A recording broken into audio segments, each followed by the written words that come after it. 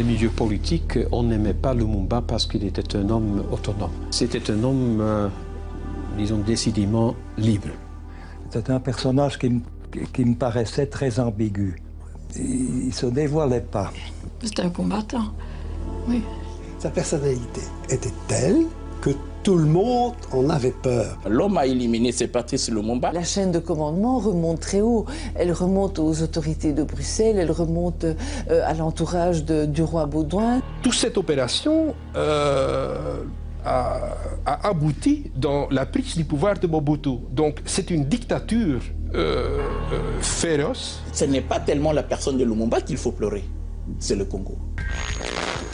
17 janvier 1961, 21h43, ce jour-là, Patrice Lumumba, Premier ministre congolais, est assassiné. C'était il y a 50 ans. Pendant toutes ces années, des livres ont été écrits, des films ont été réalisés et il y a 10 ans, une commission d'enquête parlementaire établissait la responsabilité morale de la Belgique. Mais de larges zones d'ombre et de malaise persistent dans cette histoire, une histoire fort peu glorieuse pour la Belgique et les États-Unis, mais aussi pour les Nations Unies et le Congo. Car ce jour-là, en tuant Patrice Lumumba, c'est aussi une démocratie naissante que l'on a assassinée. Un dossier de Bernard Balto et Michel Metz.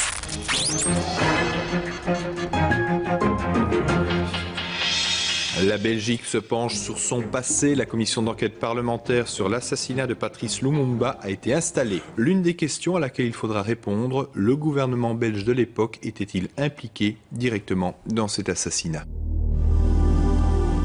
Qui a tué Patrice Lumumba, le premier Premier ministre du Congo? Cette question hante la Belgique depuis janvier 1961. 40 ans après les faits en 2000, des parlementaires belges, tous partis confondus, ont planché pendant 18 mois sur cette question complexe, délicate. Les travaux de cette commission d'enquête ont été suivis de près par les Belges, mais aussi par les Congolais. Si on fait de la clarté là-dessus, on peut les affronter à visage ouvert et dire oui, nous avons le courage d'examiner ce que nous on a fait dans le temps et on vous demande avec encore plus d'insistance de rétablir un état de droit dans votre pays.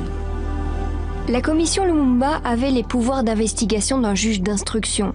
Elle a examiné quantité d'archives et de documents d'époque, entendu de nombreux témoignages, pour conclure dans un volumineux rapport que la Belgique a dans l'assassinat de Patrice Lumumba une responsabilité morale. Ce travail considérable de la commission n'avait jamais été entrepris auparavant par une ex-puissance coloniale. Il fut certes bien utile, mais ses conclusions ont laissé les spécialistes sur leur faim, à commencer par les experts de la commission eux-mêmes. Est-ce qu'il reste des archives? Est-ce qu'il reste des témoins? Ça, je ne sais pas. Mais donc, voilà. Mais peut-être que jamais on ne saurait toute l'histoire. En tout cas, je pense qu'il y a encore lieu de faire des recherches supplémentaires.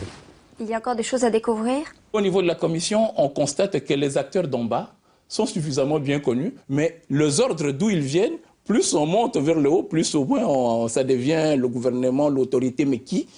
Oui, il reste toujours un malaise, en tout cas en Belgique, comme une affaire qui a été souvent abordée, mais dont le fond n'est toujours pas élucidé. C'est un peu comme un cadavre dans le placard, on sait qu'il est là, on a ouvert la porte, on l'a entrouverte, on a été voir et il y a tout de même ce sentiment diffus qu'on n'a pas encore tout dit, qu'on n'a pas encore dévoilé tous les ressorts, toutes les complicités dans sa mort sur le plan belge et sur le plan international. On ne parle plus beaucoup de Lumumba dans les écoles, ni en Belgique, ni au Congo. Pourtant, Patrice Lumumba est devenu un véritable mythe. Au moment de sa disparition, une vague d'émotions a parcouru le monde, une vague immense à la mesure des espoirs que le leader africain avait soulevés dans les peuples du tiers-monde. Patrice Lumumba est né le 2 juillet 1925 à Onalua, dans le Sankuru, au centre du Congo. Il fait partie de la tribu des Atetela. C'est un enfant timide, mais curieux de tout. Adolescent, il apprend à dominer sa timidité et ses copains le décrivent comme courageux, obstiné, voire impertinent. C'était un autodidacte. Il avait suivi des cours à l'école catholique, à l'école protestante, l'école pour évoluer, la formation à la poste et tout ça. Mais surtout, c'était un dévoreur de livres. Il avait un appétit de lecture, de culture immense. D'après ses biographes, il lisait des nuits entières. Il ne voyait pas sa famille parce qu'il devait étudier. Et donc, il était atypique parce qu'il voulait monter dans l'échelle sociale. Il voulait comprendre, il voulait apprendre, il voulait maîtriser le français.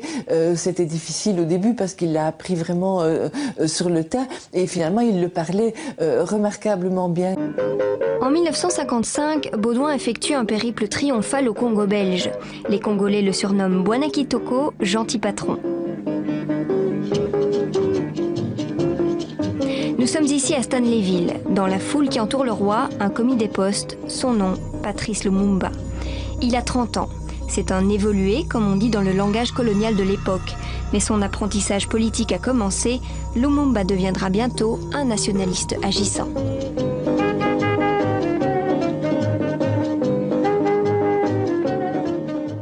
Qui est Patrice Lumumba? Lumumba est un des rares Congolais à avoir profondément pris conscience de son identité. Et dans la personnalité de Lumumba, il y a deux identités qui se conjuguent.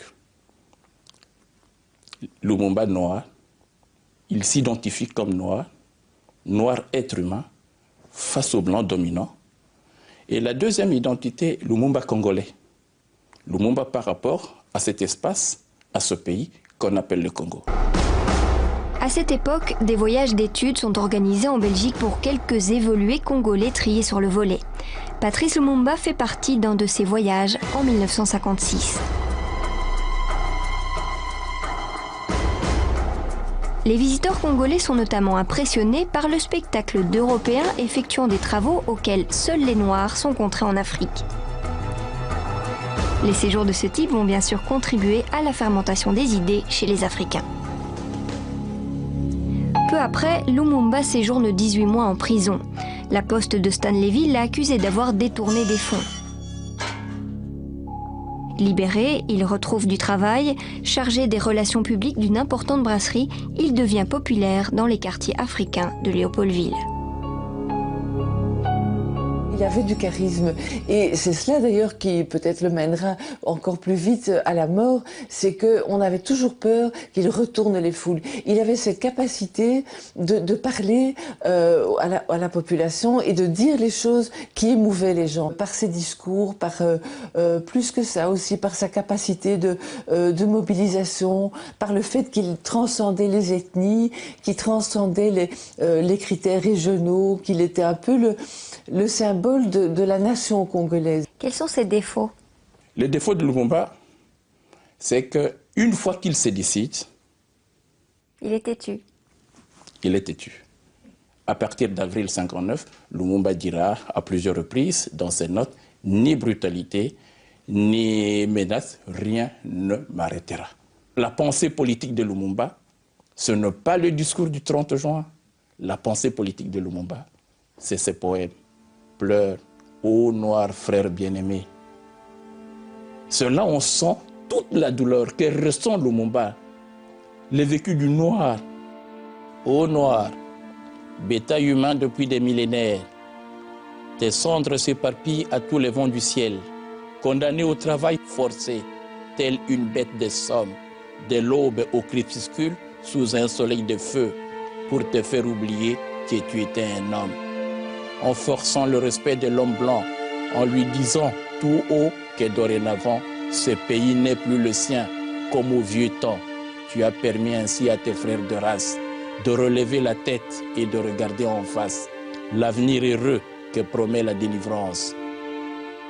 Mais Lumumba, c'est un homme profondément déçu. Non seulement il est profondément déçu, mais Lumumba découvre finalement aussi que le maître n'est pas aussi brillant, n'est pas aussi digne, n'est pas aussi compétent à diriger ce vaste pays qu'est le Congo. Et on voit, on le sent, qu'à partir de fin septembre 1959, entre Lumumba et la colonisation, c'était fini. Pas Pas de collaboration. Désobéissance civile. Cela fait 80 ans que cela dure. Au début, c'était le trafic d'esclaves. Ensuite, le trafic d'ivoire. Après, la décimation des villages pour exporter le caoutchouc. Et aujourd'hui, les diamants, le cuivre, le manganèse, le zinc. Tout le monde sait qu'elle est pour demain l'indépendance.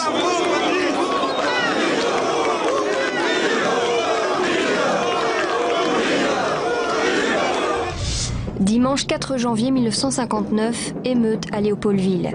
C'est la fin d'un rêve, d'une illusion. À l'occasion d'un meeting politique interdit par les autorités, la foule se déchaîne.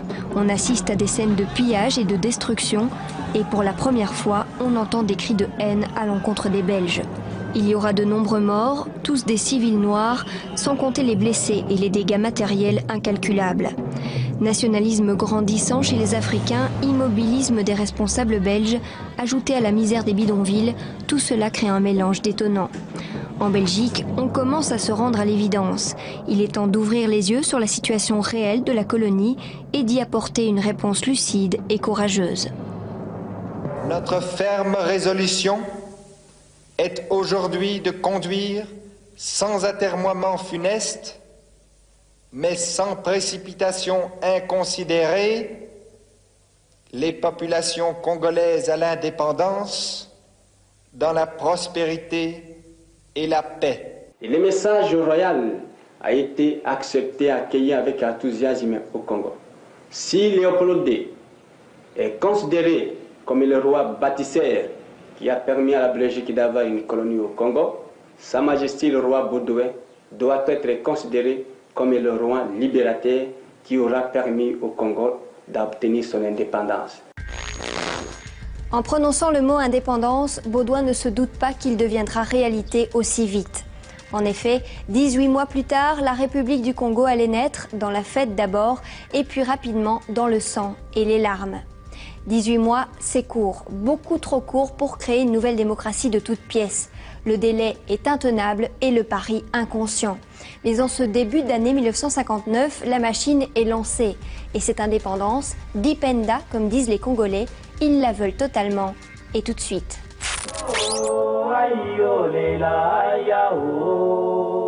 Au Congo, le mot indépendance devenait un mot magique. Les partis politiques s'organisent, deux leaders vont dominer la scène politique congolaise, Joseph Kasavubu et Patrice Lumumba.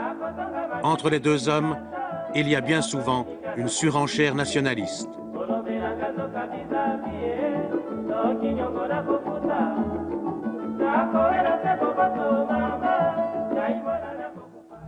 Patrice Lumumba a 34 ans. Avec son mouvement national congolais, il est déjà candidat au pouvoir.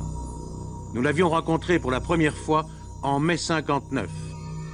La Belgique a reconnu les droits du Congo à l'indépendance. Il ne suffit pas de reconnaître notre vocation à l'indépendance. Il nous faut des actes concrets. Le peuple congolais désire une date précise pour l'indépendance du Congo. Partout au Congo, les partis politiques se multiplient et tiennent meeting sur meeting. Parfois, les esprits s'échauffent. À Stanleyville, les 28 et 29 octobre 1959, Lumumba prononce deux discours qui enflamment littéralement la foule. Une émeute éclate le lendemain, la force publique doit intervenir, il y a 23 morts. De quelle nature étaient ces discours? Incendiaire. Il appelait au combat. Véritablement, sans équivoque? Oui, oui, je ne me rappelle plus les termes, mais on a enregistré ce discours. Il y avait parmi les fidèles de Lumumba, il y avait un de ses collègues qui avait sur lui un appareil enregistreur. Ce qui fait qu'on possédait la totalité de ces deux discours. Il y a eu 23 morts durant les émeutes de Stanleyville. Oui, j'ai été chargé de l'instruction, mais je n'ai jamais pu établir un lien direct au point de vue pénal. Il faut bien distinguer le lien moral, le lien psychologique, le lien politique et le lien pénal. Moralement, et personnellement, j'estime qu'il était responsable des émeutes, mais ces événements étaient pressentis avant même son arrivée à Stan. Et c'est justement par Stanleyville que fin 59, le roi entame un nouveau périple au Congo. Il veut s'informer sur place de la bonne marche vers l'indépendance. À quelques centaines de mètres de l'endroit où Baudouin atterrit, le leader charismatique congolais est derrière les barreaux. Les Congo avaient pratiquement explosé. L'autorité n'existait pas. C'est le type de voyage qu'on rend à un parent qui vit ces derniers jours malade et puis on dit que bientôt c'est la mort. Ça, c'est le type de voyage que le roi fait en 59. 17 décembre 1959, 1h de l'après-midi, à l'aérodrome de Stanleyville. Lorsqu'il a atterri, le roi est applaudi, mais ceux qui l'entourent, les fonctionnaires belges, sont hués. Quand la porte de l'avion s'est ouverte, moi j'étais parmi les officiels et le roi s'est arrêté, manifestement hésitant, parce que la foule avait escaladé les barrières et arrivait sur l'aérodrome. Ce moment, je ne sais pas l'apprécier, il m'a paru très long. Mais il a été assez long que pour que les officiers de la force publique mettent sabre au clair. C'est la première fois de ma vie que j'ai vu ça. On ne voit pas ça.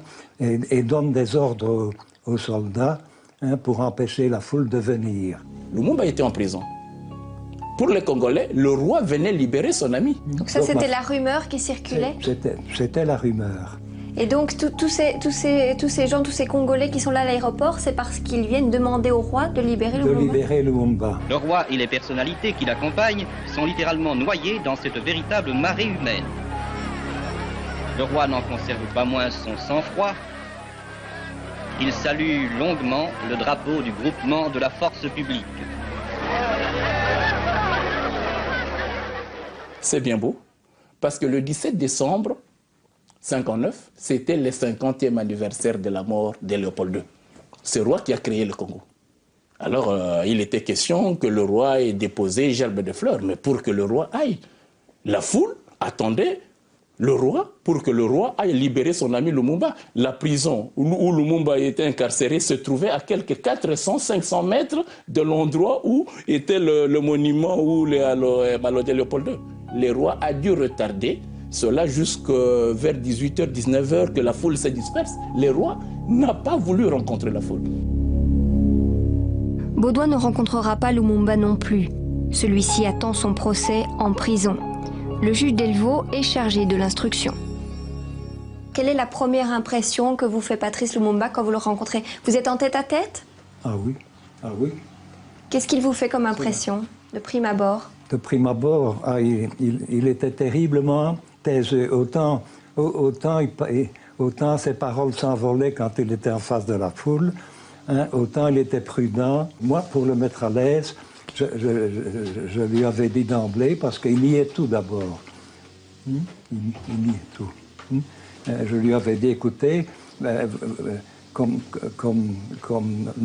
homme politique, vous avez le droit de parler de l'indépendance, c'est votre droit le plus strict, mais appelez au sang et au combat, alors que Bruxelles vous accorde tout ce que vous demandez, non seulement c'est inutile, mais c'est provocateur et c'est dangereux. Et je dis, vous voyez le résultat, il y a 23 morts ici à Stanleyville. Début 60, le procès de Lumumba s'ouvre à Stanleyville. Dans son réquisitoire, le ministère public réclame contre lui 4 ans de prison sans qu'aucun lien pénal ait pu être établi entre les deux discours d'octobre 59 et les émeutes qui ont suivi. Moi, je suis sur la photo ici. Je regarde mes notes. Je suis jeune, là. J'avais 36 ans. Lumumba devait avoir mon âge à peu près. Le procès a eu lieu un peu au-delà de la mi-janvier.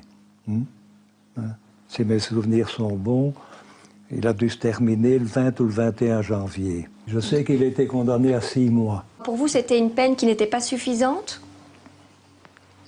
C'était un point de vue, c'était le point de vue du président du tribunal. Moi j'étais officier du ministère public. J'avais un autre point de vue. Quel souvenir est-ce que vous gardez de ce moment-là? De ce moment-là? Eh bien, écoutez, on ne se rendait pas compte qu'on faisait l'histoire. Lumumba sera pourtant libéré quelques jours plus tard. Et pour cause, au même moment débute à Bruxelles la fameuse table ronde. Lumumba débarque en Belgique tout auréolé de son bref séjour dans les prisons coloniales. Malgré les profondes divisions et inimitiés qui les séparent, les délégués congolais se sont unis pour réclamer la libération de Lumumba et sa présence à la table des négociations. Ils savent qu'ils ne peuvent se passer de l'immense popularité de leur rival. Cette table ronde est en réalité carrée. Belges et Congolais vont y débattre pour s'accorder sur les modalités de l'indépendance. Les modalités et surtout la date à laquelle elle sera octroyée. Les délégués africains sont décidés à arracher l'indépendance dans les plus brefs délais et pour être brefs, ils seront brefs, l'indépendance est fixée 6 mois plus tard, le 30 juin. Cette décision a été prise avant que Lumumba n'arrive à la table ronde politique. La date de l'indépendance n'a pas été fixée par Lumumba. Lumumba a trouvé cette date fixée. En fixant la date de l'indépendance au 30 juin, le pouvoir colonial espérait jouer sur les contenus de cette indépendance. C'est là où la Belgique rencontre Lumumba. Et là, ça sera un choc frontal. La Belgique a compris les prix que nous attachons à notre liberté et à notre dignité humaine. Elle a compris que le peuple congolais ne lui est pas hostile, mais qu'il réclamait simplement l'abolition du statut colonial qui faisait la honte du XXe siècle. Nous aurions souhaité, dans votre intérêt, qu'il y ait des étapes successives afin que, graduellement, avec le maximum de sûreté, vous puissiez vous familiariser avec les responsabilités en les assumant partiellement tous les ans davantage. Vous nous avez dit que c'était impossible et nous avons reconnu qu'il en était ainsi.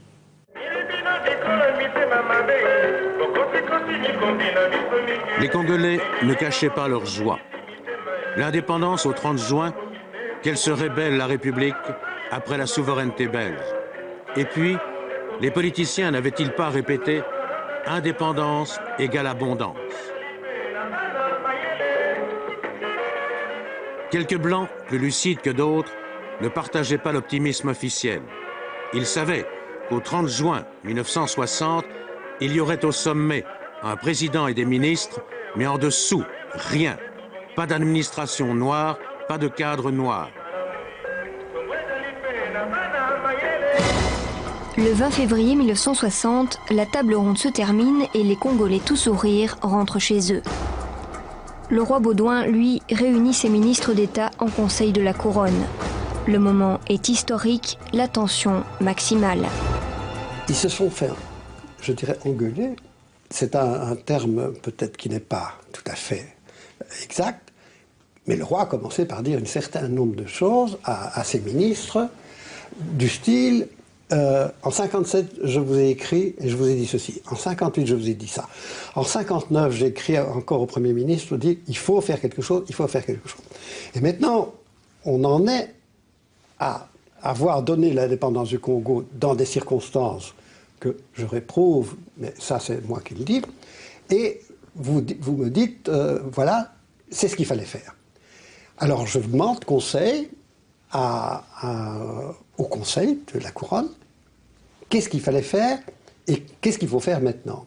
Le roi, quand il a entendu tout le monde, il a tiré les conclusions en disant, au fond, je vous ai entendu, mais on ne sait rien de plus sur ce qu'on aurait dû faire, ni ce qu'on va faire maintenant. Donc, amen, les choses sont comme ça, et bien elles seront comme ça. Aux élections du mois de mai 1960, deux leaders politiques sortent du lot. Lumumba, qui prône un Congo unifié, et Kasavubu, partisan d'un État fédéral. De multiples tractations vont déboucher sur un compromis à la belge. Kasavubu sera président et Lumumba Premier ministre. Mais en Afrique, quand il y a deux chefs, c'est qu'il y en a un de trop. Le pouvoir colonial vit ces dernières semaines. Dans un mois, ce sera l'indépendance. Lumumba prend la tête du collège exécutif qui s'installe à Léopoldville. Kasavubu, lui, sera le premier président congolais. Ce n'est pas sans émotion que je vous remercie pour cette marque de sympathie. Je vous assure que je ne m'y attendais pas. Jusqu'à 58, 59, c'est Kasavubu qui était vraiment le leader radical. Mais par après, Kasavubu, on le voit reculer et autres là, il veut le pouvoir et dès qu'il a eu le pouvoir, il oublie son identité. Tandis que Lumumba, plus il monte, plus il a le pouvoir, plus il affirme son identité. Au nom de mes collègues, je remercie sincèrement les honorables députés pour la confiance qu'ils viennent de nous faire. Nous avons commencé aujourd'hui l'apprentissage de la démocratie que nous avons toujours souhaité. Il était l'homme qui portait cette revendication de l'indépendance. C'était l'homme qui l'incarnait.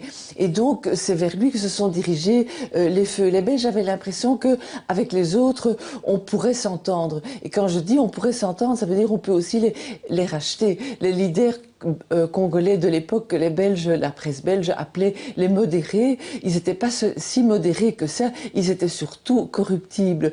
Avec Lumumba, c'était difficile. On avait l'impression qu'on ne pouvait pas lui faire entendre raison, qu'on ne pouvait pas l'acheter, le corrompre, parce que il avait son idée, il était assez idéaliste.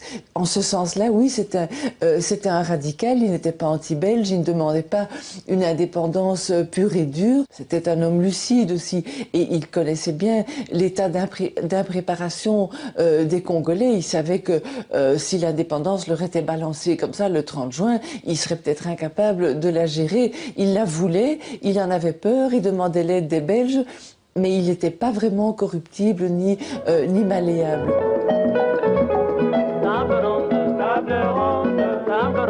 Quoi qu'il en soit, l'indépendance sera proclamée à la date prévue.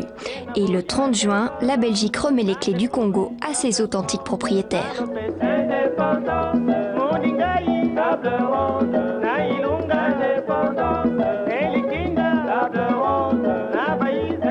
L'indépendance du Congo constitue l'aboutissement de l'œuvre conçue par le génie du roi Léopold II, entreprise par lui avec un courage tenace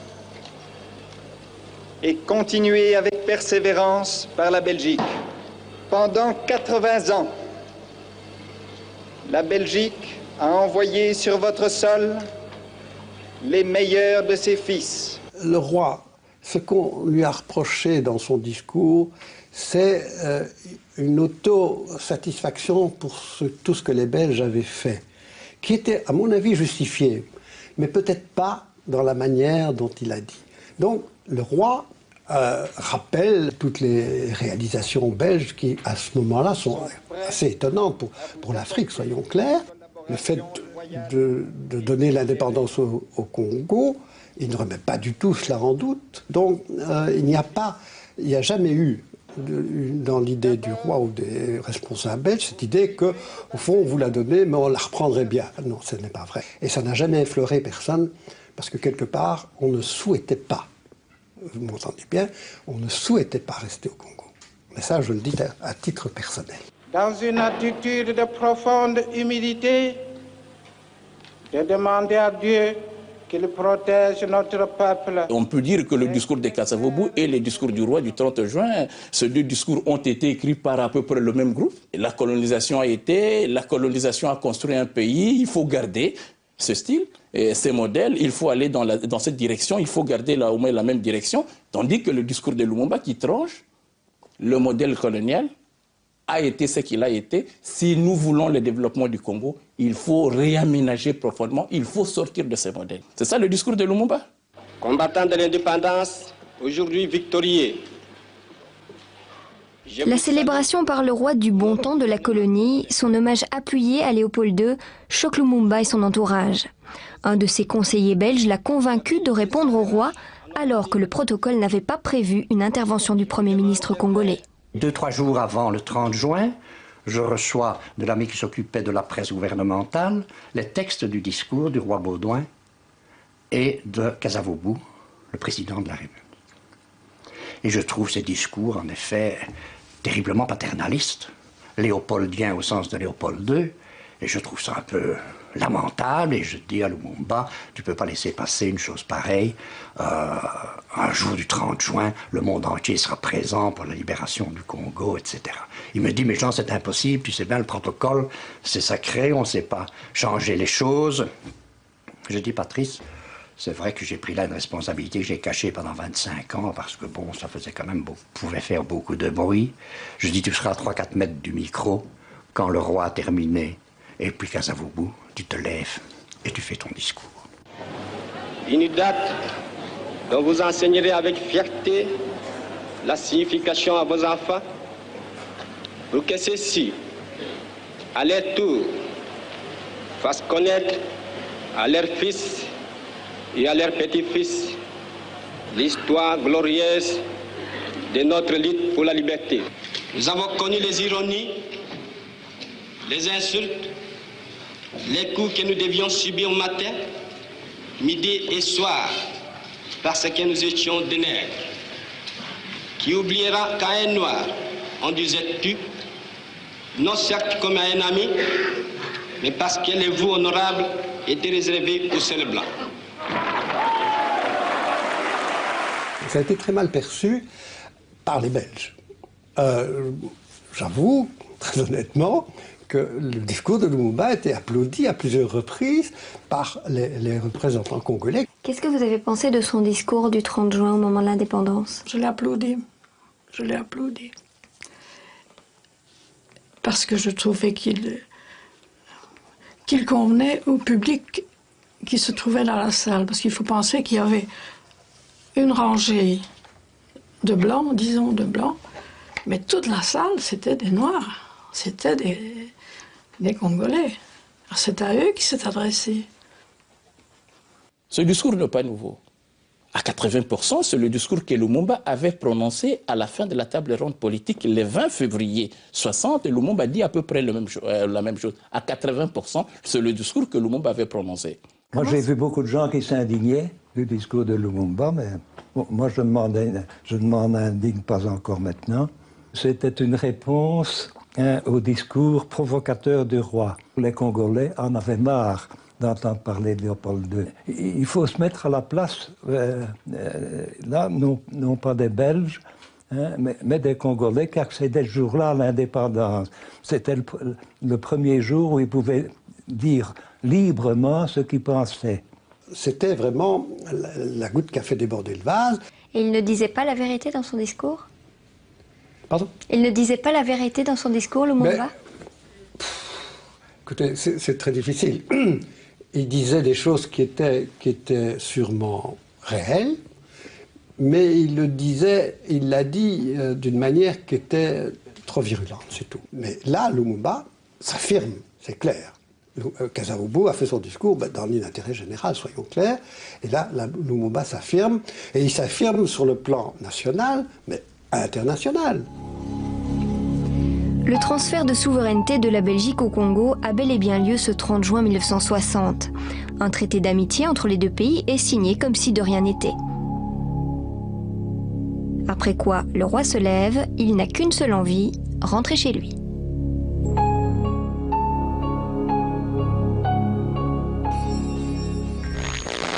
La délégation belge venue pour les festivités de l'indépendance quittera sa désormais ancienne colonie avec rancœur. Restés sur place, les Belges du Congo vont eux connaître des jours bien difficiles. À peine les lampions éteints, les soldats congolais de la force publique, toujours dirigés par des officiers blancs, se mutinent. Tout le monde va être rapidement dépassé par les événements, à commencer par les nouveaux dirigeants du pays.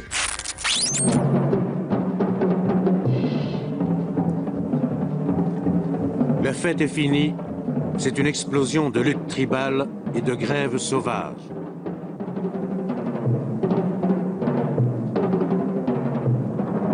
La force publique, qui obéissait encore aux ordres, fait son métier de répression, non sans quelque brutalité.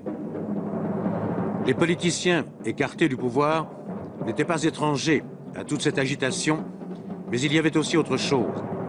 L'indépendance n'était pas la même pour tous. Il y avait les ministres et leurs belles voitures héritées des Blancs, et il y avait le petit peuple qui ne gagnait pas plus qu'avant l'indépendance. Pour l'instant, les soldats de la force publique font leur métier, mais eux aussi seront bientôt déçus. Pas d'augmentation de solde et des officiers blancs qui continuent à les commander.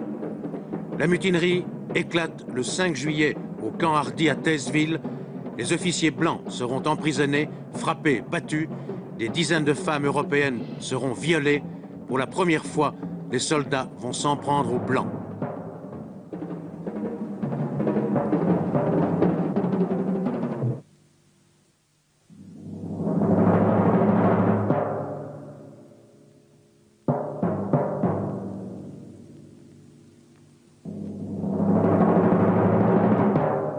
Au départ, la rébellion, c'est contre le gouvernement et contre Lumumba.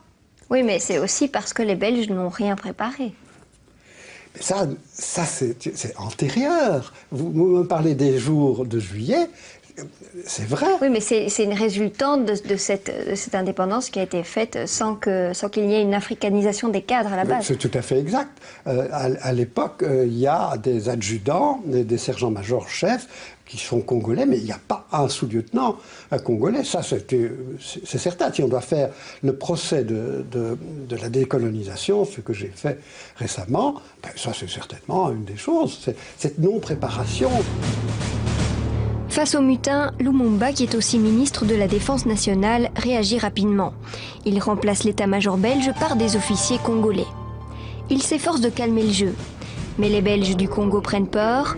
Hommes, femmes et enfants fuient massivement l'ancienne colonie. Prions le Congo pour la Belgique. Dans le vacarme assourdissant des avions à réaction Boeing et des appareils de tout type, décollant sans cesse à un pont aérien presque continu. Le gouvernement belge décide alors l'envoi de parachutistes. Ils débarquent dans les grandes villes congolaises 10 jours à peine après l'indépendance. L'humiliation n'allait plus s'arrêter. Ils étaient prêts à tout, même sacrifier leurs propres compatriotes. Il fallait un coupable pour expliquer cette catastrophe. Il fallait faire taire le rebelle, quel qu'en soit le prix. Durant toute cette époque-là, comment est représenté Lumumba dans la presse? C'est le dernier des derniers pour les Belges. Il faut se remettre 50 ans en arrière, ça n'est pas facile.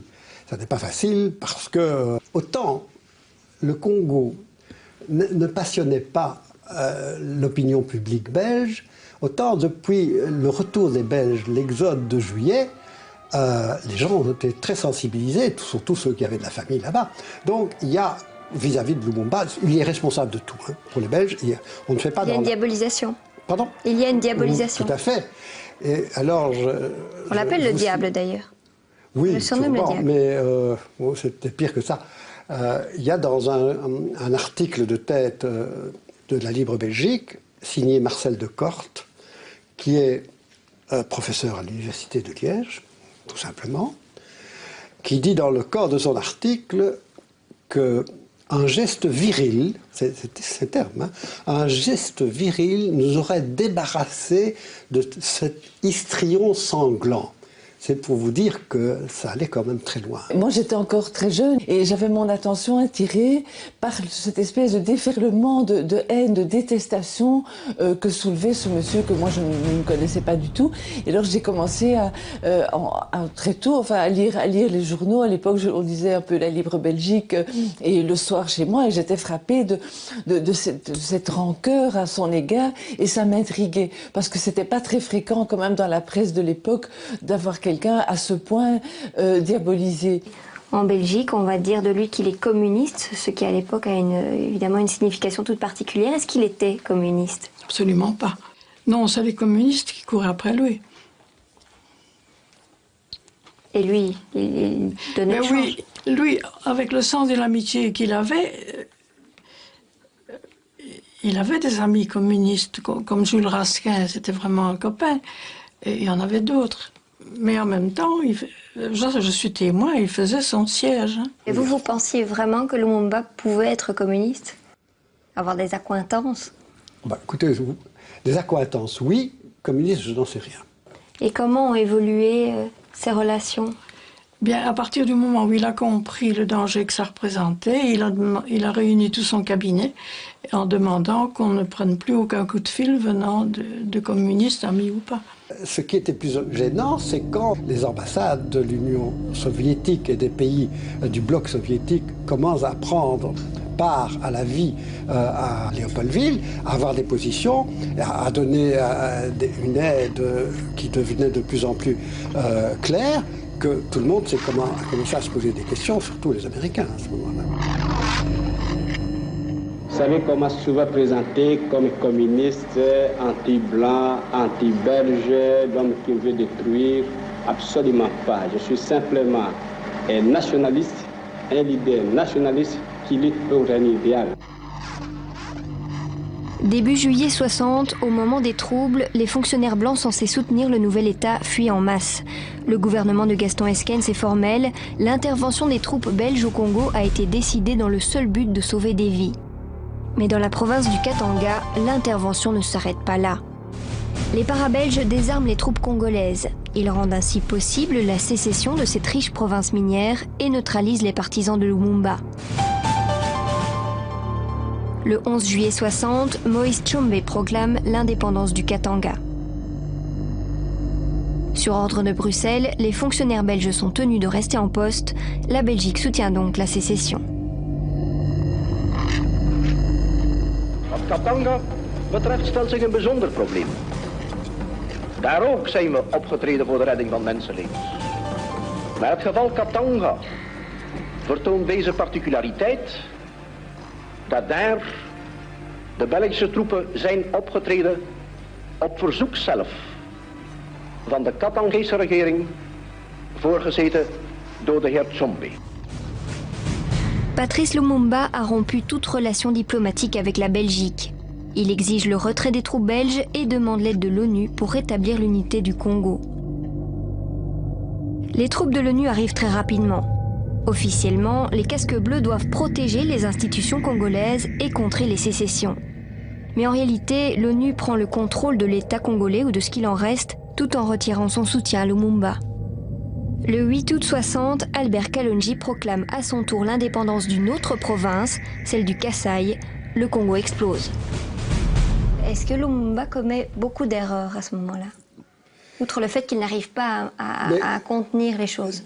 Non, il ne commet pas une erreur, Lumumba, vis-à-vis de la sécession. Il dit ce que nous, Belges, lui avons toujours dit, et de manière invraisemblable, Lumumba était le plus proche de notre thèse, c'est-à-dire que les Belges voulaient un Congo unitaire.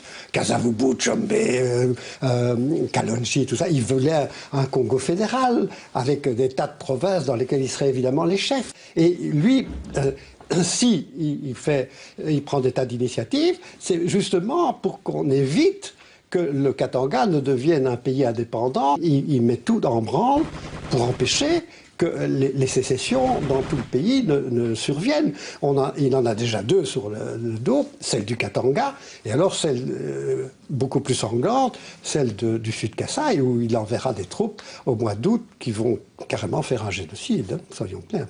Alors pourquoi est-ce que les Belges détestent à ce point Lumumba alors qu'ils partagent finalement les mêmes idées? C'est ça que vous me dites. Oui, mais entre dire que Lumumba était unitariste, ce qui est vrai, et qu'on partageait ses idées, il y a une marge dans sa manière d'être aussi. Hein, c'est l'homme en fait qui n'était pas apprécié. Bien sûr que c'est l'homme, bien sûr que c'est pas les idées.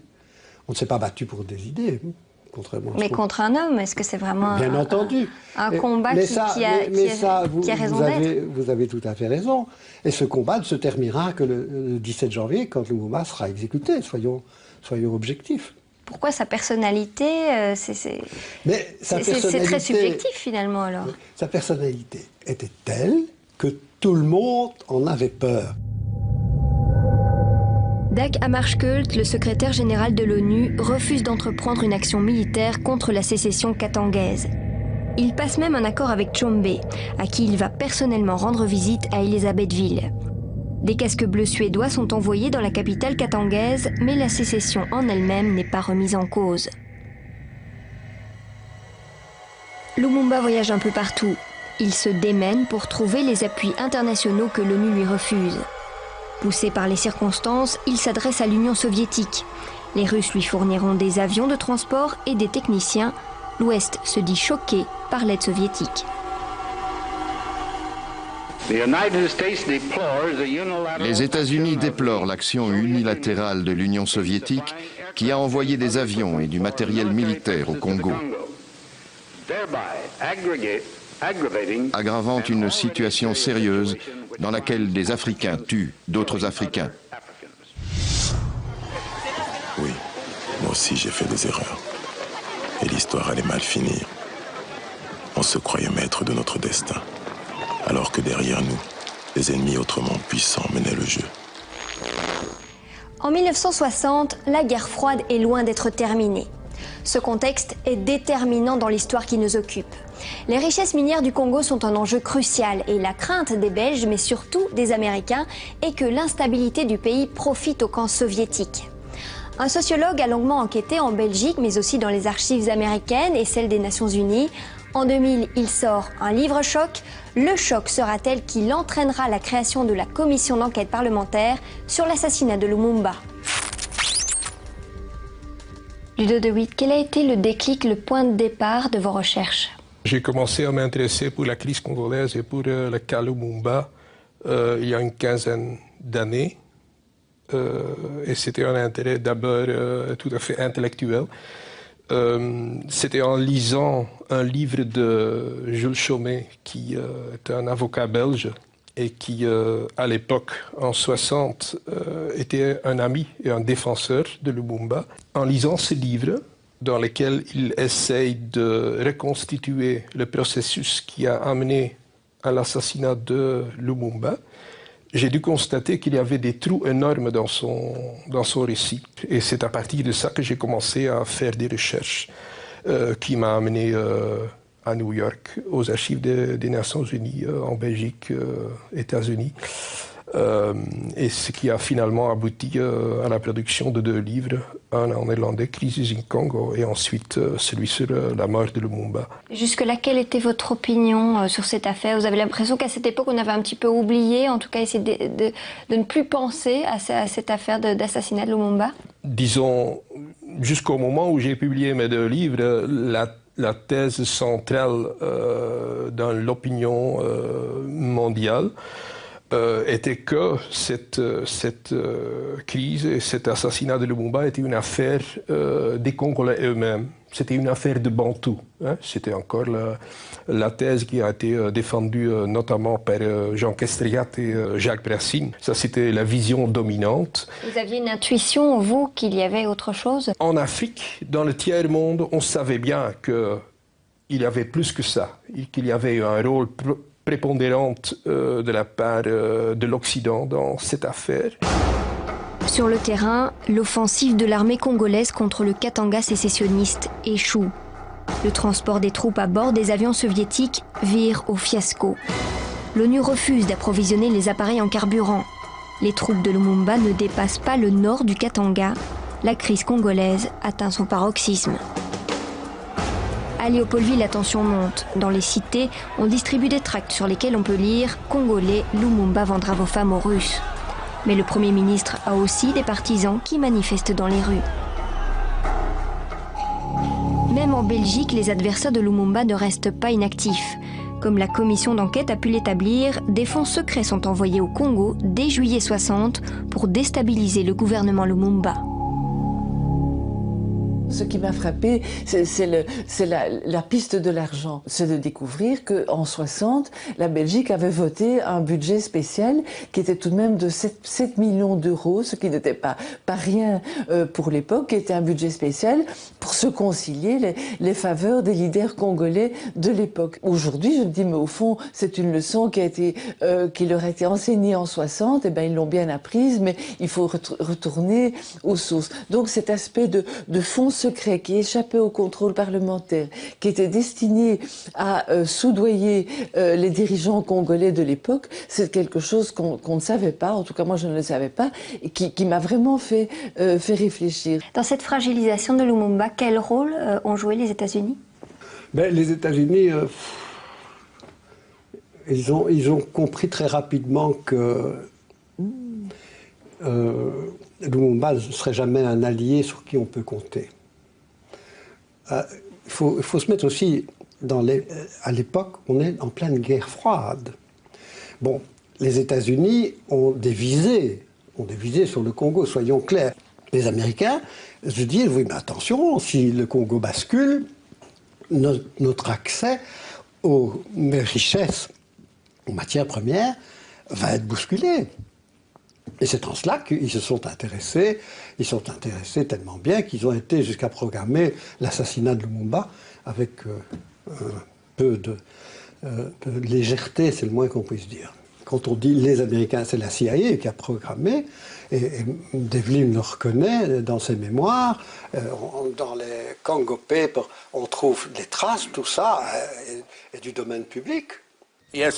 Oui, j'ai reçu un câble me disant qu'un officier supérieur, que je reconnaîtrais, allait arriver pour me donner des instructions particulières. Je me souviens avoir été complètement surpris lorsqu'il m'a informé qu'il voulait se débarrasser de Lumumba. Je n'avais jamais entendu dire que l'agence ait été impliquée dans une telle affaire auparavant. La substance pour éliminer Lumumba était de la pâte dentifrice empoisonnée qui provoquerait une maladie, une sorte de polio ou quelque chose comme ça.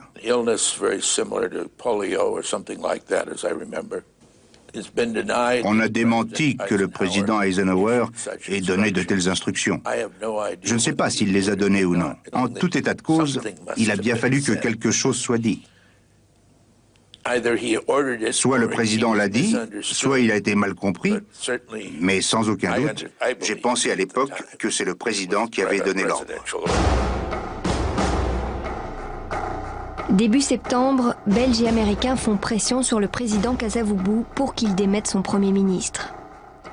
Dans la résidence présidentielle sur la rive du fleuve Congo, on assiste à un va-et-vient continuel de visiteurs étrangers. Le 5 septembre, Kasavubu prend une décision. Le 5 septembre 1960, nous avons révoqué, conformément à l'article 22 de la loi fondamentale, le Premier ministre, M. Patrice Lumumba, et certains autres ministres. Il y a des documents qui démontrent que chez le premier coup d'État par lequel le gouvernement Lumumba a été renversé, que les Nations Unies ont joué un rôle décisif. Les Nations Unies étaient au courant dès le début que ce coup d'État allait se produire. Les Nations Unies, ils ont fermé les stations de radio, de sorte que Lumumba ne pouvait pas mobiliser ses supporters contre ce coup d'État, bien qu'à l'autre côté du fleuve, à Brazzaville, les adversaires de Lumumba avaient une station radio pour défendre leur position. Les Nations Unies ont aussi fermé l'aéroport, de sorte que Lumumba ne pouvait pas faire appel aux soldats congolais pour venir à la capitale, pour finir avec ce coup d'État. On voit clairement que les Nations Unies ont agi comme un instrument dans la main de la Belgique et surtout de son partenaire qui était en même temps l'acteur le plus dominant dans le camp occidental, c'était les États-Unis. Quelques jours après avoir été démis de ses fonctions par Kasavubu, Lumumba démet à son tour le président. Tout est bloqué à Léopoldville. Lumumba sent que le piège se referme. La situation est si chaotique qu'un colonel qui vient d'être nommé chef des armées par Lumumba va bientôt sortir de l'ombre. Il va prendre le contrôle du pays et créer un nouveau gouvernement provisoire. Il bénéficie du soutien de la Belgique, des États-Unis et plus discrètement des Nations Unies. Ses troupes tiennent la capitale. Il va bientôt devenir l'homme fort du Congo. Il s'appelle Joseph Désiré Mobutu. Si l'armée, au mois de septembre 60, a pris position dans l'événement, n'est-ce pas, qui se déroulait sous nos yeux, c'est parce que le pouvoir n'existait pas, le pouvoir était inexistant. Alors, l'armée a cru de son devoir de faire quand même quelque chose pour le prestige de ce pays. C'est ce que nous avons fait. Mobutu ou l'irrésistible ascension d'un ancien sergent-major. Promu par Lumumba lui-même, secrétaire d'État à la Défense, peu après l'indépendance, puis chef d'état-major de l'armée congolaise, le colonel Mobutu, on le sait aujourd'hui, agissait en coulisses pour le compte de la CIA. Et les Belges lui faisaient confiance pour trahir Lumumba. Quels étaient ses rapports avec Mobutu? Ce que j'ai pu en voir, c'est que ça manquait un peu. Parce qu'à l'époque, Mobutu buvait énormément. Donc il était toujours ivre. Et ce qui se passait, c'est qu'il y avait des réunions où Mobutu se pointait. Comme pour venir voir de quoi on parlait, quoi. Et Lumumba lui disait, Joseph, tu sais où est le whisky, mais va te servir. Est-ce qu'à un moment donné, vous avez vraiment senti une tension qui s'installait? Pas de manière directe. Mais indirectement, oui. C'est-à-dire?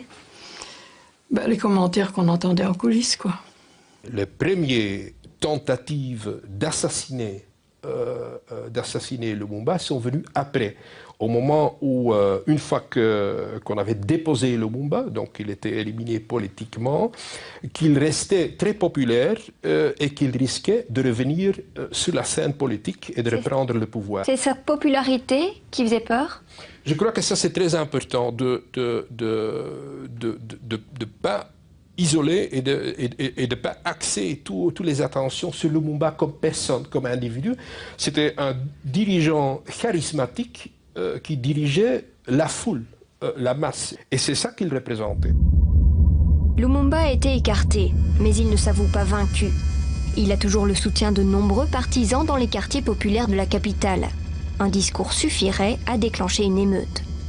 Autour de sa résidence, 2 cordons de sécurité ont pris place. Le premier est celui de l'ONU. Officiellement, les casques bleus sont censés protéger Lumumba. Le deuxième est celui de l'armée congolaise, l'ANC, qui a pour ordre de l'arrêter. Même isolé dans sa résidence, il représente un danger pour quiconque voudrait reconstruire le Congo sans lui. Le 5 octobre 60, un téléx est envoyé de Bruxelles à Elisabethville. C'est un message codé. Bien des années plus tard, il retiendra l'attention des experts de la commission d'enquête Lumumba.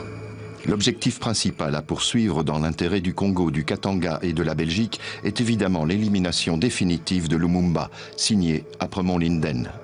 En fait, il s'agit d'un message du ministre d'Aspremont à un diplomate à Elisabethville, Rothschild.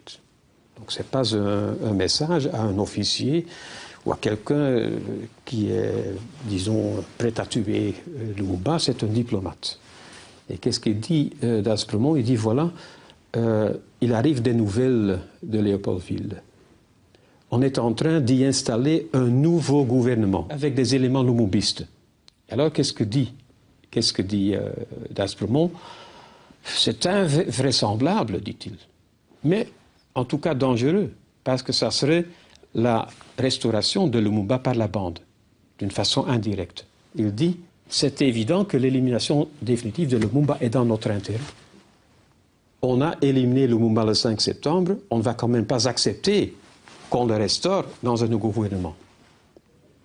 Voilà, c'est mon interprétation, après avoir lu la totalité du téléx dans la version française.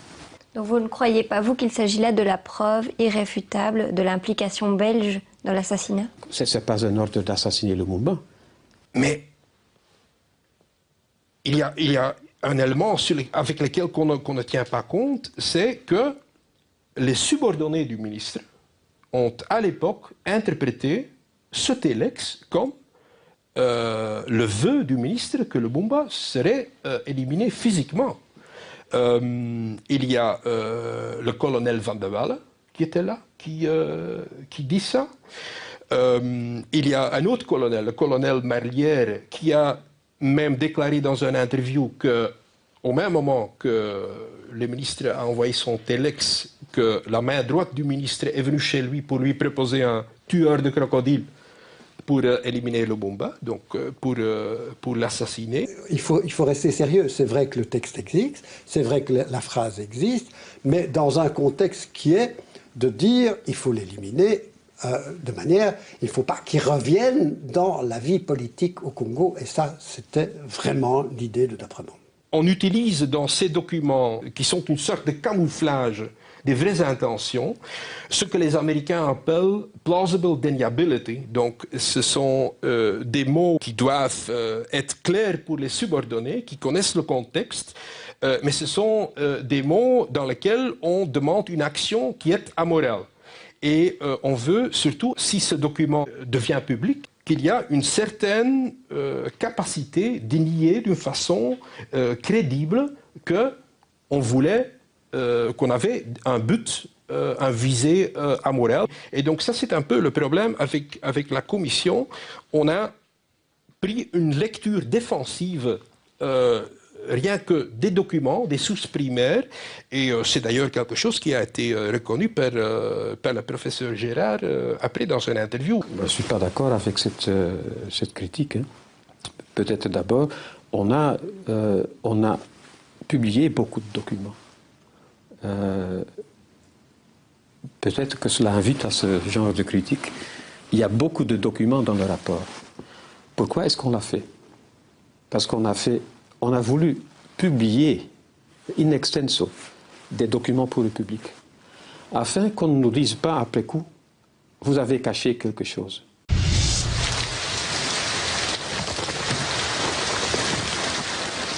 Et puis, les choses vont évoluer. Lumumba va fausser compagnie à la garde de l'ANC qui est autour de sa maison et à la garde aussi de l'ONU. À un moment donné, il dit maintenant, la plaisanterie a assez duré. Moi, je vais aller du côté de Stanleyville, faire mon petit État à moi, et comme les autres, quoi. Et puis après, on envisagera de reconquérir le Congo, ça c'est clair.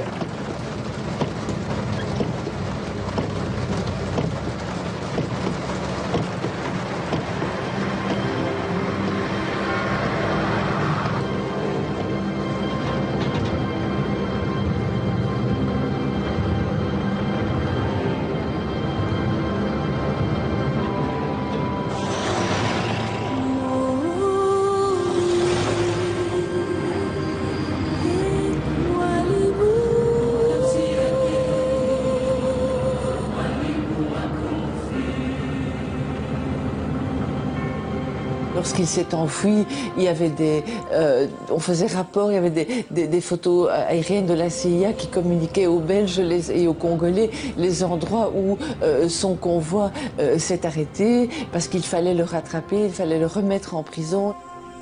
On peut dire qu'il y a eu un enchaînement fatal de circonstances, mais enfin, il n'y a pas de hasard. Quand on voit la manière dont il fallait que Lumumba soit arrêté, emprisonné, tout ça n'est pas le fruit du hasard. Lumumba est arrêté par les soldats de Mobutu. Avec ses deux compagnons d'échappée, Okito et Mpolo, il est ramené par avion à Léopoldville. Nous sommes le 2 décembre 1960. Ces images, qui feront le tour du monde, sont les dernières connues de Lumumba vivant. Parmi les images, est-ce qu'il y en a une qui vous revient à l'esprit, qui vous marque en particulier? Oui, cette image comme tout le monde, cette image de Lumumba sur le camion quand il sort de l'avion où il a été battu, maltraité, il saigne, il est blessé et il a gardé ce regard, le regard d'un homme libre, le regard d'un homme fier qui regarde la foule et qui regarde le photographe dans les yeux. À l'époque, c'est une image qui avait vraiment frappé et qui, je pense, aujourd'hui a gardé toute sa force. Patrice Lumumba vient d'avoir 35 ans. Il aura été Premier ministre pendant 5 mois. Lâché par les puissances occidentales et trahi par les siens, il reste pourtant dangereux. Prisonnier, il est aussi encombrant que s'il était libre. Il n'a plus que quelques semaines à vivre. Malheur aux vaincus. Patrice Lumumba est conduit sans ménagement au camp de Taysville. Le voici de nouveau en prison. Mais ses adversaires en ont toujours peur. Beaucoup de soldats à Taysville sont pro-Lumumba et seraient donc facilement tentés de lui rendre sa liberté. Alors, à Léopoldville, à Bruxelles, à Washington, les stratèges de la lutte anti-lumumbiste passent à la vitesse supérieure. La commission d'enquête Lumumba établira plus tard que la chaîne de commandement remonte très haut dans les appareils d'État. L'historien Emmanuel Gérard, un des experts de la commission d'enquête, a mené ses investigations jusqu'au sommet de l'État belge. Il y a trouvé plusieurs documents troublants. Est-ce qu'il y a un document qui vous a marqué en particulier? Oui, un document dans les archives du Palais Royal. Et je me rappelle que j'ai eu la chair de poule. En lisant ce document, c'était une lettre du major Weber, qui était l'adviseur militaire du président Tshombe. Et il écrivait des lettres au Palais Royal, au chef de cabinet du roi, en fait pour informer le roi de ce qui se passait au Katanga. Et mi-octobre, il envoie une lettre au palais dans laquelle il fait rapport d'une visite que Mobutu a fait incognito à Tshombe. Il faut savoir, Mobutu avait pris le pouvoir à Léopoldville. Il détestait Tshombe et le Katanga et la sécession. Et donc Weber fait rapport de cette visite et il dit « Une bonne entrevue, ils ont décidé de respecter le statu quo jusqu'au 31 décembre et on va, Mobutu, il va éliminer, ou on va, parce que dans le texte on lit on va éliminer complètement, et entre guillemets, et si possible physiquement, et suivre 3 points, Lumumba. » Voilà, en lisant ce texte, j'ai eu de la chair du poule. Qu'est-ce que vous en déduisez?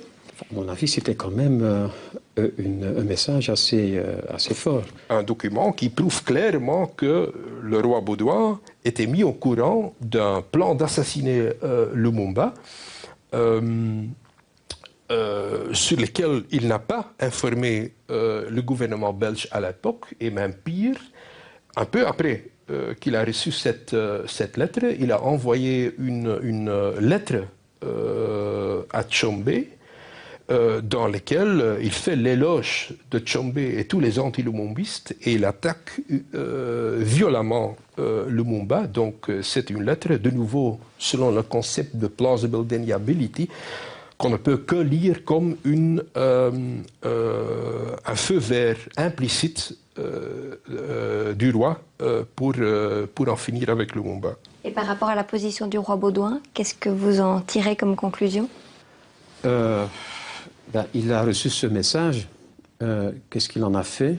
On sait que le lendemain, il a fait envoyer un message à Tshombe,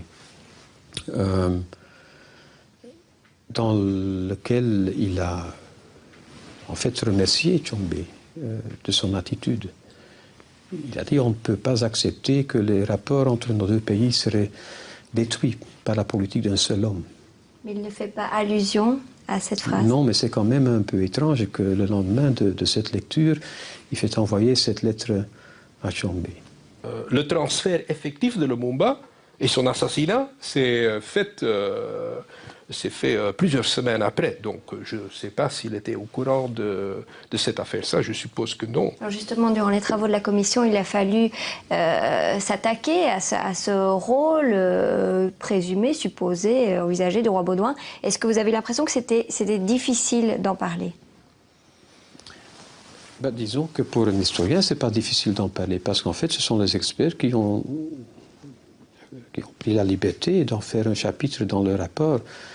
Mais c'est difficile pour les hommes politiques d'en parler, parce que déjà, à l'époque, on a pu constater que, par exemple, du côté francophone, on n'aimait pas ce chapitre qui attaquait en fait la couronne, parce qu'attaquer la couronne, c'est déstabiliser la Belgique.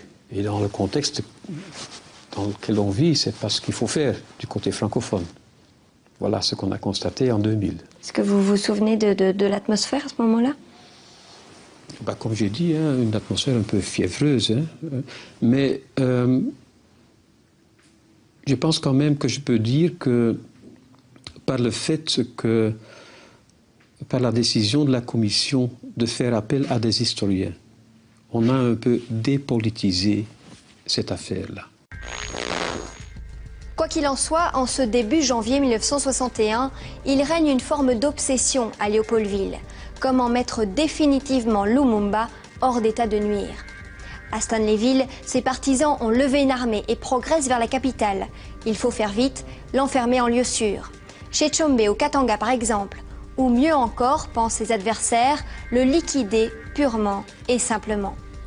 Patrice Lumumba sait qu'il va mourir.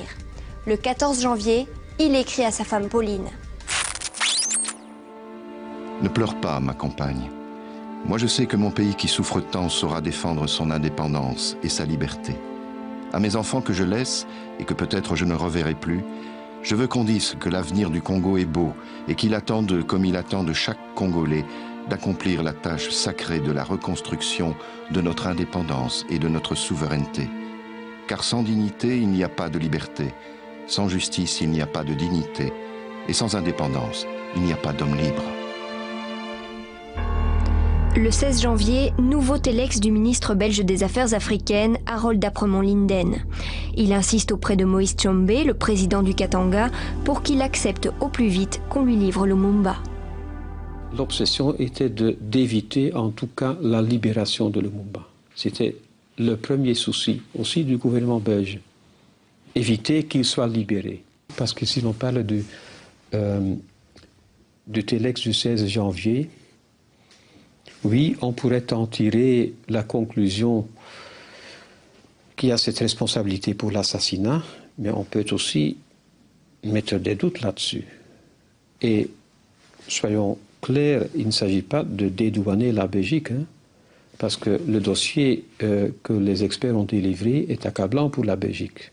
Mais quand on voit que, par exemple, qu'on ne prend aucune précaution dans l'échange diplomatique sur le transfert et qu'il y a une sorte de, disons, d'improvisation dans les faits qui se déroulent, je doute. Et c'est une question de conscience, c'est simplement une question de conscience. Parce que ça serait quand même simple de dire oui, il est coupable.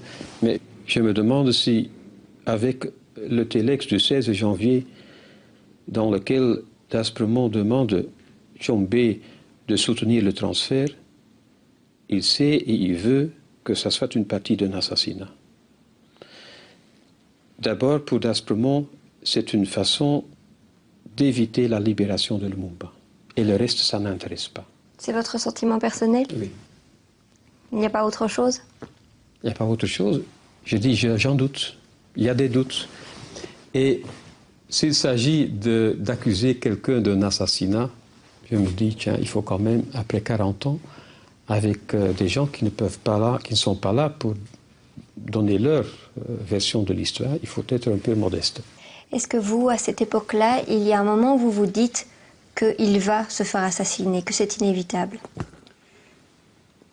Non.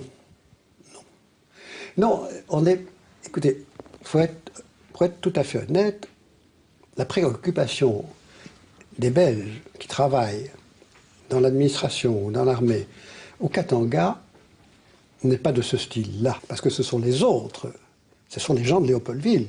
Ce sont les gens de Léopoldville qui, à un moment donné, vont se débarrasser de Lumumba. Et eux portent une très grande responsabilité, qu'ils ont toujours nié. Nous, on n'a rien fait, pas vu, pas pris. Mais c'est eux qui portent la responsabilité de l'envoi, et les Katangais de l'exécution. Mais Mobutu en parle à Kasavubu, qui dit que, pas de trace écrite évidemment, mais on est certain qu'il a dit, bon, mais il faut s'en débarrasser. Vous êtes conseiller de Tshombe à ce moment-là? Oui, et nous c'est très clair. Donc vous êtes aux premières loges pour assister à tout ça? Oui, je suis conseiller de Tshombe, mais au même titre que d'autres.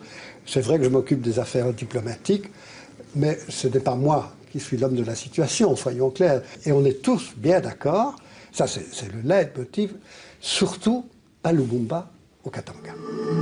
Sous la pression de Bruxelles et de Léopoldville, Tshombe finira pourtant par donner son feu vert au transfert de Lumumba dans la capitale katangaise. Dans la journée du 16 janvier, la décision est prise. Lumumba, Mpolo et Okito sont embarqués manu militari dans un avion à destination d'Elisabethville. Leur gardien Balouba se déchaîne contre eux tout au long du trajet. Ils seront dans un très mauvais état quand ils arriveront. Enfin, ça a été lamentable à tout point de vue, au point que le commandant de l'avion est entré, je crois, à un moment donné dans la carlingue et a dit, écoutez, il faut arrêter de maltraiter les prisonniers parce que les coups que vous donnez déstabilisent mon avion. Donc ils sont pris en charge à l'aérodrome. Ils sont conduits à la maison Browe, qui se trouve à quelques kilomètres de l'aérodrome. Les prisonniers sont attachés là au radiateur et placés sous la surveillance du capitaine Gatt. Ils auront la paix jusqu'au moment où les ministres katangais vont venir les voir. Et les ministres katangais, c'est Tshombe, c'est Mulongo, c'est probablement Kibwe, et peut-être Kimba aussi. Bon. Et vous êtes au courant à ce moment-là de ce qui se passe? Absolument pas. Personne n'est au courant de rien. Personne n'est au courant de rien. On ne sait même pas que les ministres viennent. On sait à ce moment-là qu'ils sont à la maison Browe. Oui, c'est clair. Hein, le colonel Van der Waal, le major Weber étaient à l'aéroport. Ils ont vu les prisonniers descendre. Ils m'ont dit ils sont en mauvais état. Mais enfin, il n'y a pas de jambes cassées, pas de bras cassés. Ils descendent et ils sont mis. Quand je dis ils sont mis dans une. Mais ça, vous le savez, ça? Pardon? Ça, vous le savez? Ah ben oui, on le sait. On le sait. Mais donc, vous savez après que Tshombe va se rendre dans la villa? Non, ça, on ne sait pas.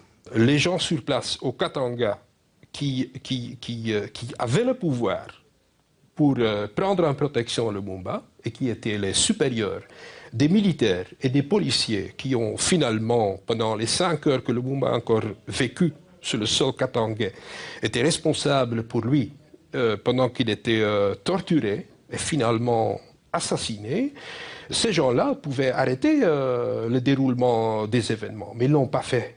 Ils ne l'ont pas fait et bon... Ils avaient les moyens de le faire? Ben, ils le disent lui-même.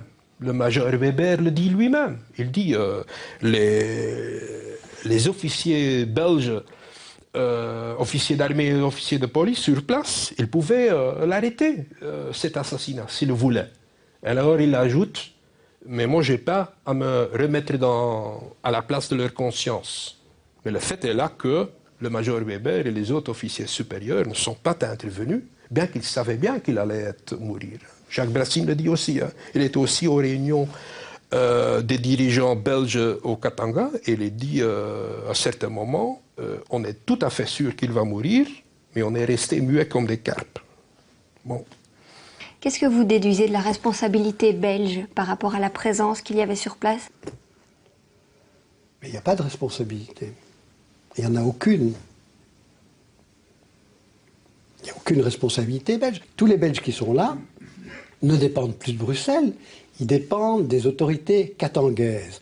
Hiérarchiquement, ils dépendent des autorités katangaises qui leur donnent des instructions et qu'ils exécutent en toute bonne foi. En début de soirée, Moïse Tshombe réunit ses ministres pour décider du sort des prisonniers. On sait qu'ils boivent beaucoup. Les avis sont partagés. Finalement, Tshombe est mis en minorité. Ceux qui préconisent l'exécution immédiate ont gain de cause.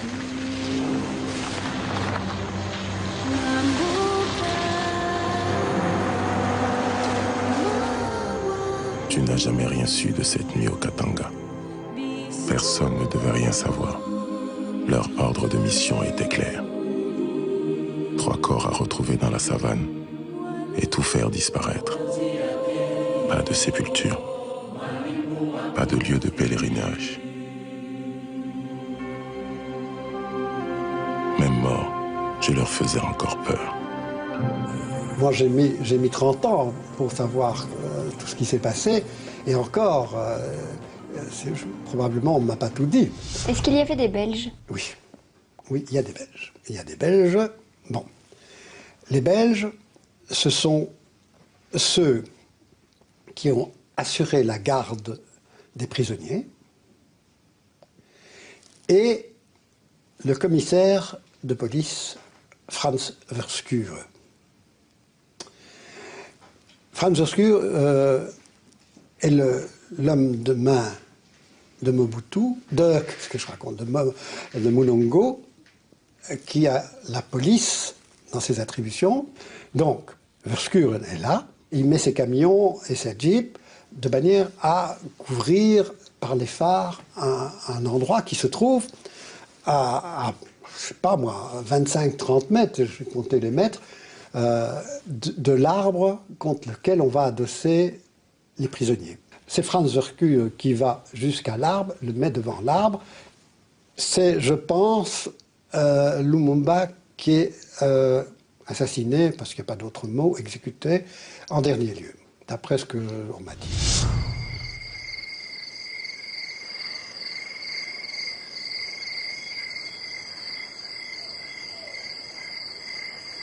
Bonjour.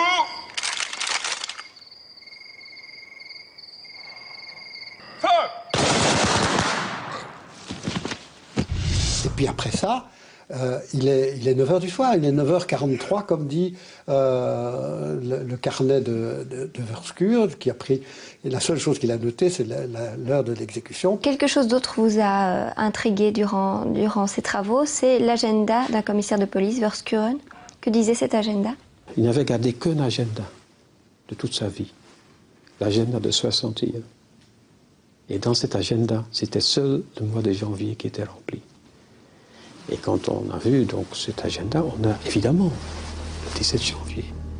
Et voilà qu'il y a là elle doorgevoerd. On pouvait immédiatement voir qu'on avait changé les mots. C'était elle, Lumumba, d'autres. C'est quand même, c'est une phrase, pas peut-être, on sait que Lumumba est mort. Mais c'est la seule phrase qui nous dit que cette journée-là, à 9h43, il a été exécuté. Parce qu'il y a beaucoup de témoignages oraux sur l'affaire, mais il n'y a pas de document écrit. Ceci est assez précis. Et donc c'est le seul document écrit qui nous dit que Lumumba est mort ce soir à une heure très précise. Vous l'apprenez le lendemain. Est-ce que vous êtes étonné? L'apprend le lendemain. Le soir même, on s'est vu au bureau conseil avec le colonel Van der Waal. Et comme l'a dit très bien résumé le major Weber, on le voulait, on l'a, et on est bien emmerdé. C'était exactement notre sentiment. Je ne suis pas sûr que sur le « on le voulait », c'est pas vrai. Nous, on ne le voulait pas. Mais enfin, je ne transige pas sur les paroles de Guy Weber, c'est ce qu'il a dit. Et c'était le sentiment de tout le monde. Je me souviens, j'étais me promener avec le colonel Van der Waal, je dis maintenant, il va falloir faire très attention parce que tout va bientôt basculer. Et en fait, au moment où je dis ça, ça avait déjà basculé. Les autorités katangaises cachent la mort de Lumumba pendant plusieurs semaines. Elles mentent effrontément à la presse internationale, affirmant que Lumumba s'est enfui, puis qu'il a été massacré par des villageois. Son exécution ne sera officialisée que le 21 février 1961. La nouvelle provoque des manifestations d'indignation dans le monde entier. Patrice Lumumba est mort. S'il est la victime d'un assassinat politique, nous condamnons énergiquement un pareil attentat. Le gouvernement l'a dit hier à la Chambre, et je le répète aujourd'hui. Tout prisonnier doit être traité humainement et jugé par des tribunaux réguliers. Mais, parce que Patrice Lumumba est mort, victime des déchirements du Congo, le gouvernement et l'opinion belge voient leurs drapeaux et leurs ambassadeurs insultés et menacés.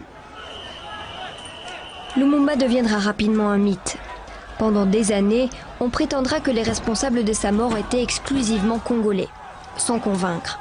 Puis des livres, des films vont progressivement lever les mystères qui planaient sur cet assassinat politique. En 2000, 40 ans après les faits, la commission d'enquête parlementaire belge a revisité en profondeur pendant 18 mois toute cette affaire. Rappel de sa conclusion, la Belgique porte une responsabilité morale dans cet assassinat. Qu'est-ce que ça veut dire, responsabilité morale?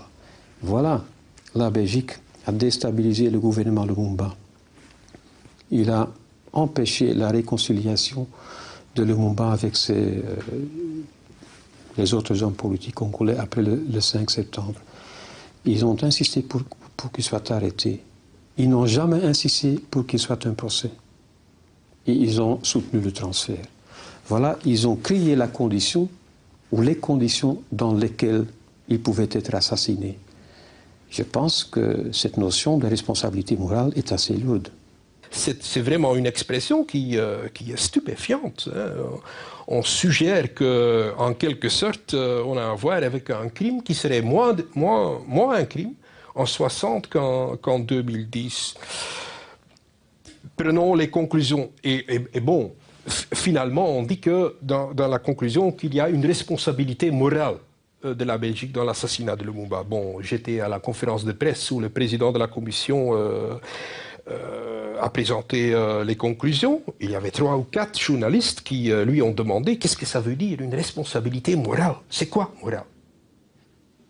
Il n'a pas pu répondre. Mais s'il s'agit de savoir est-ce que c'est vous ou c'est cette personne ou cette personne, ça devient un peu compliqué. Voilà, au lieu de dire il n'y a personne qui est coupable, ou il n'y a personne qui est responsable, il y a une responsabilité pour la Belgique. Mais qui n'engage à rien. Qui n'engage à rien. À quoi est-ce que ça doit engager? Dire qu'un pays est responsable moralement pour le désastre qui s'est déroulé, c'est quand même un peu lourd. Et pour vous, comment est-ce que vous l'interprétez? Moi, je l'interprète comme ça qu'on a essayé d'éviter des conclusions qui pouvaient avoir des répercussions pratiques, judiciaires, financières, très importantes. Et notamment, une des tâches de la Commission était de désigner individuellement les responsabilités des Belges dans l'affaire. On n'a pas fait. On n'a pas fait. On n'a pas indiqué les individus nominatifs qui est responsable, pourquoi. Est-ce qu'il reste des archives? Est-ce qu'il reste des témoins? Ça, je ne sais pas. Mais donc, voilà. Mais peut-être que jamais on ne saurait toute l'histoire. En tout cas, je pense qu'il y a encore lieu de faire des recherches supplémentaires.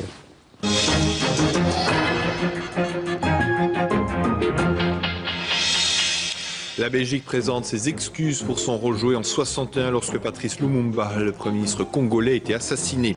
À la lumière des critères appliqués aujourd'hui, certains membres du gouvernement d'alors et certains acteurs belges de l'époque portent une part irréfutable de responsabilité dans les événements qui ont conduit à la mort de Patrice Lumumba. Le gouvernement estime dès lors qu'il est indiqué et convenable de présenter à la famille de Patrice Lumumba et aux familles de M. Mpolo et Okito et au peuple congolais ses profonds et sincères regrets et ses excuses. Le moment est historique et solennel. La Belgique reconnaît sa responsabilité dans l'assassinat du Premier ministre congolais. L'intervention de Louis Michel clôture le débat parlementaire sur le rapport de la commission Lumumba. Des débats marqués par un consensus général, même si certains intervenants ont souligné qu'il aurait fallu insister un peu plus sur les victimes belges des événements du Congo. Ce matin, la famille Lumumba a été reçue par le gouvernement. Le Premier ministre a présenté les regrets de la Belgique ainsi que la décision de créer un fonds Patrice Lumumba pour le développement de la démocratie au Congo. Mais jusqu'à aujourd'hui, cette fondation n'a pas vraiment fonctionné et on ne sait pas très bien à quoi elle servait. C'était un geste de bonne volonté. Il a été posé, mais il n'a pas été concrétisé. Mais ce qui est sûr, c'est que la Belgique a décapité cette jeune démocratie congolaise. Et là, je crois qu'il y a un crime qui a été commis à l'égard d'une personne, à l'égard d'une famille, la famille Lumumba, qu'on a privé du chef de famille. Mais il y a aussi un peuple dont on l'a privé de son leader représentatif élu. Et à travers lui, on a décapité cette jeune démocratie congolaise qui aurait pu prendre racine. Et on sait à quel point les Congolais l'ont payé. Et pour moi, ça, c'est le principal reproche que l'on peut adresser à ceux qui voulaient l'élimination de Lumumba. On peut tourner la page, mais vous n'allez pas nous demander qu'on oublie qu'est-ce qui s'est passé. Nous avons aussi le droit de mémoire. Ainsi, 40 ans après la disparition du leader congolais, on commençait enfin à y voir un peu plus clair dans la mécanique infernale qui a mené à son assassinat. Mais l'encre a continué de couler jusqu'à aujourd'hui, un demi-siècle plus tard, et risque de couler encore, car tout n'a peut-être pas été dit. Les relations entre la Belgique et le Congo se sont réchauffées. Pour le peuple congolais, la longue marche vers le développement continue. Mais ici comme là-bas, le nom de Lumumba suscite encore le malaise et le doute depuis ce soir du 17 janvier 1961, depuis ce jour-là.